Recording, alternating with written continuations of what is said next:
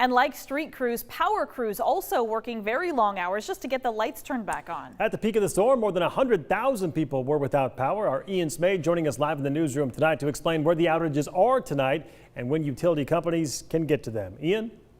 That's right, Mark. We are still seeing widespread power outages throughout the inland Northwest at this hour. Let's start by taking a look at the Kootenai Electrical Cooperative outage map right next to me right now. It goes as far south as Plummer with outages, and then you look up here to Lake Coeur d'Alene. A lot of the lake residents are seeing their power still out at this hour, and that again happens up at Hayden Lake all the way up to Lake Pend Oreille. Again, that's one of the major areas of the power outage, that whole area from Hayden Lake up to Lake Pend Oreille, and then again the residents near Lake Coeur d'Alene. But one thing to note is this empty area right here. This is the cities of Post Falls and Coeur d'Alene. The customers of Kootenai Electric Cooperative there are seeing their power on at this hour. Now let's take a look at the outage map for Inland Power and Light. It's a little bit different of a story.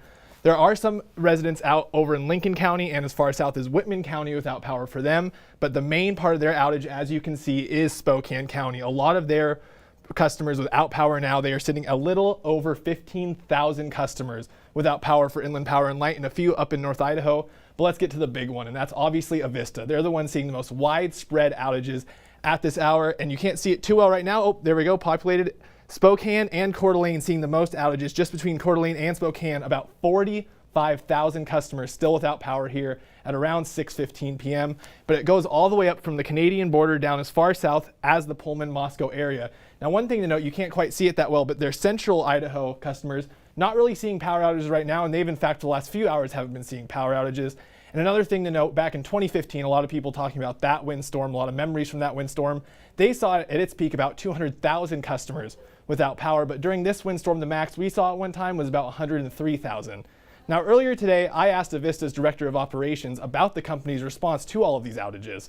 He said, well, some people are getting power restored. They don't know yet when everyone's lights will turn back on. Take a listen. We have resources in Spokane, Coeur d'Alene, the Silver Valley, so customers, individual customers will start seeing restorations, but at this time, I'm not able to say when customers will be restored. We are restoring customers currently. Howell also says the wind has to subside before crews can do a full assessment of the damage. As of earlier today, Avista said there were at least 3,300 incidents causing power outages throughout the region. The most hard-hit parts of Avista's grid have been in the Pullman and Spokane areas thus far, as well as out in the Silver Valley in Idaho. Avista said customers in all areas with power outages should be prepared for this to be a multi-day event.